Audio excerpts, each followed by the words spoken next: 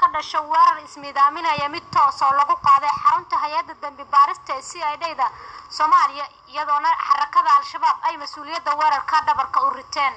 Maxamed Axmed Jimcaale ayaa faahfaahinta haya.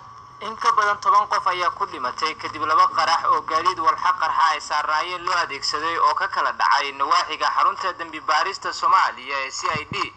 qaraxyada oo isxigay ayaa kan hore waxa uu ka dhacay iridda hore ee CID-da halka kan labaad uu ka dhacay wadada hormarta xaruntaasi. wasiirka amniga xukuumadda Soomaaliya oo shir jiraayad qabtay ayaa sheegay in weeraradaasi ay ku dhinteen 13 qof oo 7 kamid ah uu ku sheegay inay ahaayeen dagaalamayaal hubeysan oo ka tirsanaa Al-Shabaab kuwaas oo isku dayay in gudaha ay ugu daataan xarunta dambi baarista oo bartilmaameedka weerarada ay ahayd. waxaa dhimatay ilaa iyo 5 qof oo shacab ah ilaa iyo 10 oo laba intii dhimatayna waxaan leeyahay dad shahiiday marka ilaahay jannada firdawsa ha geeyo uga baryeynaa intii dhaawacantayna waxaan leenahay ilaahay dhaawacooda ha fududeeyo. waxaa kaleeto halkaas ku dhintay hal nin oo booliis ah oo CID ah asagana ilaahay waxaan rajaynaynaa jannada firdawsa.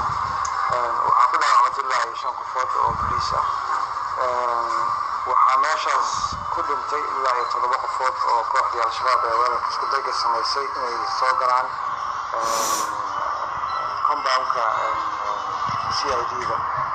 kumana aysan suurtoobin sidaad aragteen meydkooda wuxuu yaallaa bannaanka.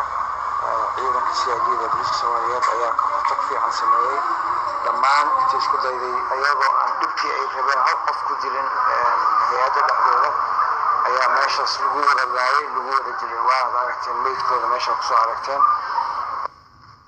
dhinaciisa Sheekh Cabdicaziz Abu Muscab afayeenka ciidamada Al-Shabaab oo la hadlay wakaaladda wararka ee Reuters ayaa sheegay in xarakada Al-Shabaab ay ka dambeeyeen weeraradaasi walow uusan ka hadlin qasaaraha ay geysteen.